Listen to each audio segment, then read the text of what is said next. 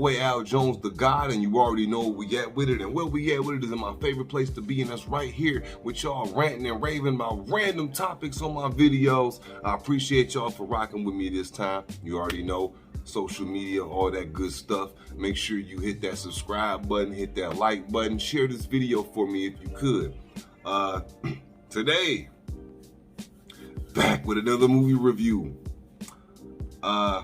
This time we doing Godzilla versus Kong. Godzilla versus Kong.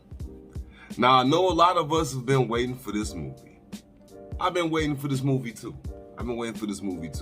Just dropped March 31st on HBO Max. If you don't have HBO Max, make sure you go subscribe to them and check that out. I think they offer a free trial, so you can go ahead and be all the black person you can be and join the free trial and get rid of it before it's time to charge your card. But no, Godzilla versus Kong. It was good.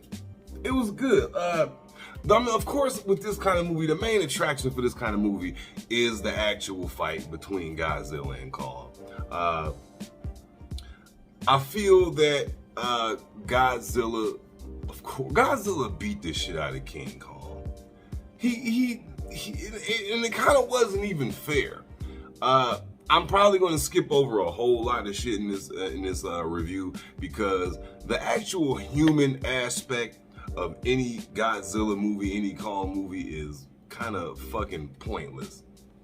Who watches Godzilla? Who goes to see Godzilla? Who goes to see King Kong? I can't wait to see what the humans are up to this time. The only thing the humans are there for in these Godzilla movies is to provide exposition. That's it. Other than that, y'all can get stepped on. So let me see. Round one, we had Godzilla versus Kong.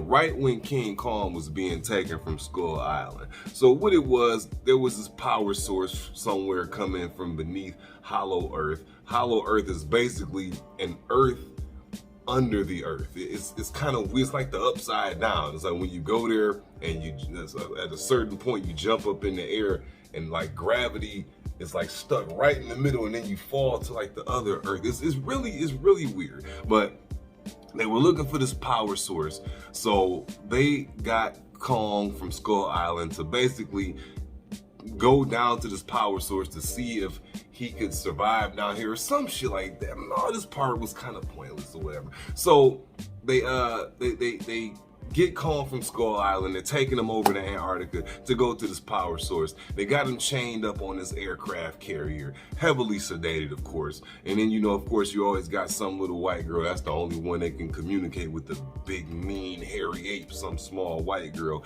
Symbolism at its finest. But they get him to, they're taking him across the water, and Godzilla picks up his scent. Godzilla pulled up on Kong.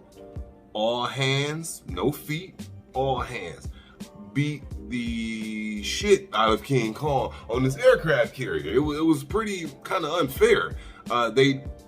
He wrecked the ships, and then they had King Kong still chained up. Once they got him unchained, he was underwater. Major disadvantage. It was only like 3 battleships, so Kong was hopping between the battleships. He fired on Godzilla a couple of times. Bang, eat these, you know what I'm saying? But Godzilla was piecing him up, bing, bing, bing, pow, giving him he was giving him very good hands. He was giving King Kong very good hands.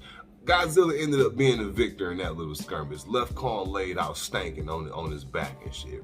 So, you know, more human shit in the middle. Humans doing human shit. They can't leave the human shit out, because otherwise these monster movies will be 30 to 45 minutes long. So they gotta have the humans in there to pad the runtime. You have my boy, I can't think of his name, the dark-skinned guy from Atlanta. I'm always going to call him Paperboy. He's always going to be Paperboy to me. The fat guy from Atlanta with Donald Glover. He was one of the main characters in the movie. He was a conspiracy theorist. You know, in these movies, there's always some crazy guy with a pirate radio station and sees something that the rest of the world doesn't. So he was in it. And, also, random white people were in it. Oh, and there were more white people in it, man. Listen, white people were in this movie. Okay? So, after we get to that part, They finally get Kong to Middle Earth, not Middle Earth, Hollow Earth. Same thing as some Lord of the Rings shit. Hollow Earth, Middle Earth, same shit. So they gets Kong to Hollow Earth. Kong gets down there and he basically discovers like, hey, my people is from Hollow Earth. Wow, because it was basically like an Earth inside of Earth. It was like a whole Skull Island inside of Earth. I don't even know where the damn lava was at this point. I was confused as to where the lava was. Maybe the lava was beneath upper Earth. Dude, it was, that part was confusing to me. So they took Kong to his house. Godzilla at this point, he's in Hong Kong fucking shit up. As usual, Godzilla fucking shit up in Hong Kong. And during this time, you know, they're trying to figure out why Godzilla's still going crazy. And then in the meantime, then you got Paperboy from Atlanta and the other two little white kids. They done discovered that they're making goddamn Mecha Godzilla out of Ghidorah's remains from the last movie. Something about the neural link, and they were putting the neural link into Mecha Godzilla and this, that, and the third. Whatever. While that's going on, King Kong is on his own little side quest in Middle Earth looking for goddamn Stormbreaker. I didn't know that they were going to make King Kong Thor in this movie because the nigga found some kind of like axe or hammer that was charged up with radiation from the middle. They were doing a lot with this shit to stretch this movie out. You know, so you got King Thor Kong. He finds his hammer and shit. He fucking up the little bats and shit down there. Godzilla, while he's in Hong Kong, I guess he can sense Mjolnir because he's supposed to be a one with power, or maybe Godzilla is Odin. I don't know. Godzilla burns a hole through the earth. King Kong looks up. Godzilla looks down. They see each other. They hop up. This is the start of the second skirmish. Second skirmish. They fight, throwing good hands. Pow, pow, bing, bang, boom. This one kind of misleads you. King Kong won this skirmish at first. You know, he had Mjolnir, whosoever holds this hammer shall possess the powers of Kong. You know, he had the hammer and everything, smacking Godzilla around with it. And just when you thought Godzilla was on the ropes, even they in the movie was like, round two goes to Kong. Godzilla gets back up like, nah, bro, this ain't over with. I don't give a fuck about none of that hammer shit. I don't care about none of that beating your chest shit. You know what I'm saying? You a monkey, so you're gonna end up getting beat by the Hong Kong police and put on camera or something like that. And Godzilla came back and somehow he won that second skirmish. He damn near killed this nigga. They had to like get this nigga not mouth-to-mouth resuscitation. They had to use one of the ships that they've used to fly down the Middle Earth as a defibrillator in order to bring Kong back to life. So as Godzilla walking away, here comes Mecha Godzilla. Not to mention, he looked okay too.